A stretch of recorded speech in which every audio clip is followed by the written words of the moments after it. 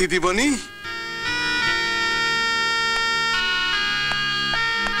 কি তোমাকে ওইভাবে মেরেছে ওরা? উহ, কি রক্ত! নিজের লোক হইয়া যারা তোমার রক্ত চড়াইছে তারা আমাদের সারবো কেন দিদিমণি? আমি তো সামান্য চাকর। মারুক মারুক, যত পারে মারুক, আমি আমি টু শব্দটি করুম না। কিন্তু তোমার জন্য দিদিমণি আমি চা করার কইরা যাবো। এই ধরো সঞ্জয় দাদুর ছবি, আর উল্টো পিঠে তোমরা চিঠি পাঠাইছে। তুমি সঞ্জয়ের সঙ্গে দেখা করেছিলে? কেমন আছে সঞ্জয়? ভয় নাই, পাটায় চোট লাগছিল, সামলাইয়ে লইছে।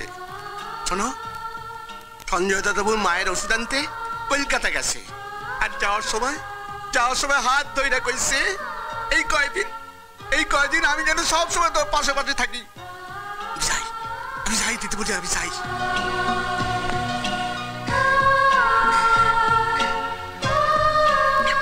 সঞ্জয় আমার সোনা।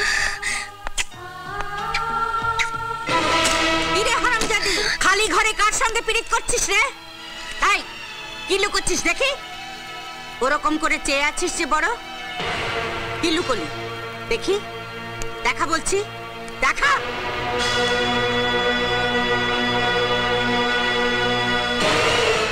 এটা তো সঞ্জয়ের ছবি। আশ্চর্য, এটা কি পাখনা গজিয়ে উড়ে এলো না? ও, উল্টো পিঠে আবার চিঠি লিখেছে দেখছি। আমার প্রাণের রোগ। ওরা যত চেষ্টাই করুক তোমাকে আমার কাছ থেকে দূরে সরিয়ে রাখতে পারবে না।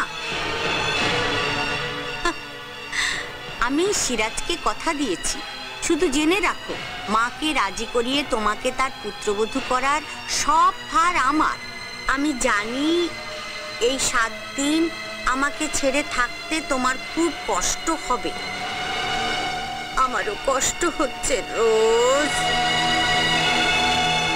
কিন্তু এও জানি গোলাপের বাগানে কাঁটা আছে, আর সেই কাঁটা সরিয়েই আমাকে গোলাপ তুলে আনতে হবে। আমার ছবিটা তোমার কাছেই রেখো, আমি জানবো আমি তোমার কাছেই আছি, আর তুমি আমার কাছেই আছো। তোমার সঞ্জয়। 7 দিনের বিরহ সইছে না, তাই ছবি পাঠিয়ে দিয়েছে, স্মৃতি করে রাখবি। এই স্মৃতি আমি নষ্ট করে দেব। আমার দিকে তাকিয়ে কি দেখছিস? এবার ছবির দিকে তাকা। তোর সঞ্জয় স্মৃতি। সঞ্জয় তো হিন্দু, কাফের। ওরা মরে গেলে আগুনে পোড়াতে হয়, তাই না? এবার আমি সঞ্জয়কে জ্যান্ত আগুনে পোড়াবো। দেখি এই 7 দিন তোরা কেমন করে একসঙ্গে থাকতে পারিস।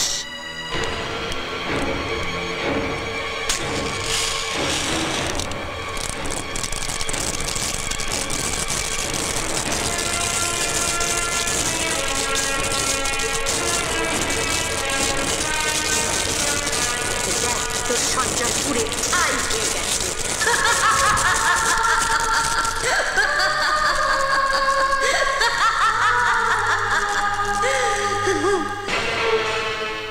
দেখ, তোর সঞ্জয় একেবারে পুড়ে ছাই। তা তুই এখন কি করবি?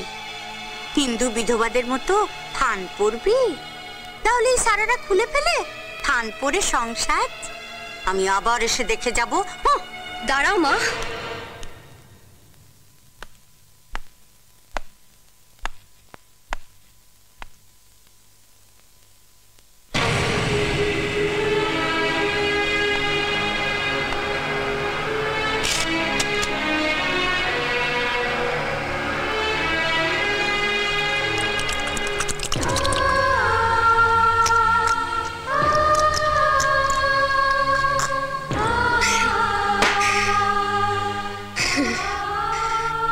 তোমরা আসলে ভীতু, তাই সঞ্জয়ের ছবিটাকে পুড়িয়ে ও স্মৃতিকে মুছে দিতে চেয়েছিলি।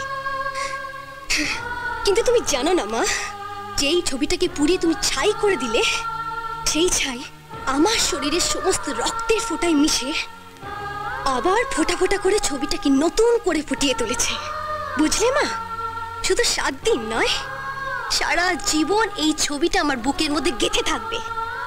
আর এটাকে যদি নষ্ট করতে চাও, তাহলে তুমি একটা কাজ করতে হবে, আগুন জ্বালিয়ে আমাকেও পুড়িয়ে দিতে হবে। পারবে? বলো মা, পারবে তো? পারবে? বলো, চুপ করে থেকো না, বলো পারবে তো? সর্বনাশ, এ তুমি কি বলছো আপা? তাহলে তো এখন একটা ব্যবস্থা করতে হয়। হ্যাঁ, জাম্বু নেই, সিরাজ নেই, আর পক্ষে সঞ্জয়, সেও এখন কলকাতায়। এই তো সুবর্ণ সুযোগ।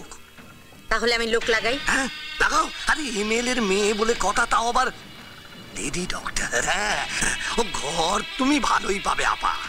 ভালো মন্দ যা পাই সেখানেই আমি দেব।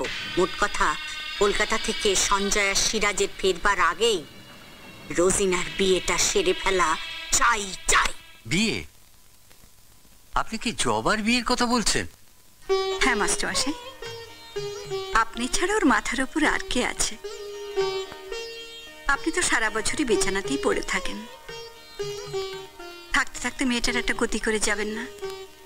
সবই বুঝি বৌঠান, কিন্তু আমি যে বড় গরিব, মেয়ের বিয়েতে খরচ করার মতো টাকা পয়সা আমার নেই।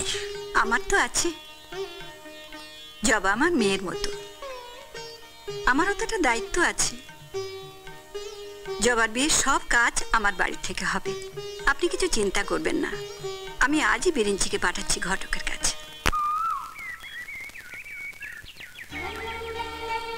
এটা কি হলো?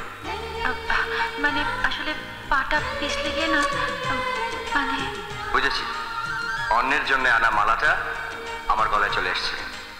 নে। জবা, জবা,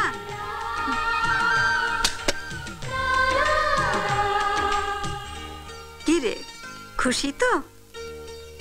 ঘটমশাই অনেক খুঁজে খুঁজে তো বর জোগাড় করেছে। বলেছে আমার মেয়ের মতো, যাত্রার হাতে তো দিতে পারি না।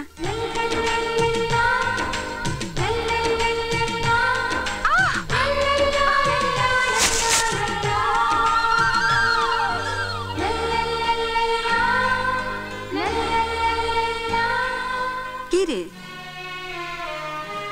কি ভাবছিস? এ কি, চোখে জল কেন? ও বুঝেছি, সবাইকে ছেড়ে যেতে কষ্ট হচ্ছে, তাই না মা? কাঁদিস না মা, বরের ঘরে তো মেয়েদের নিজের ঘর রে। আর একজন তোর বিয়ের কথা শুনে চমকে যাবে। সঞ্জয় আমার ওষুধ আনতে কলকাতা গেছে তো, পরশু আসার জন্য টেলিফোন করেছি। এসে যখন দেখবে তোর বিয়ে, একবারে আকাশ থেকে পড়বে।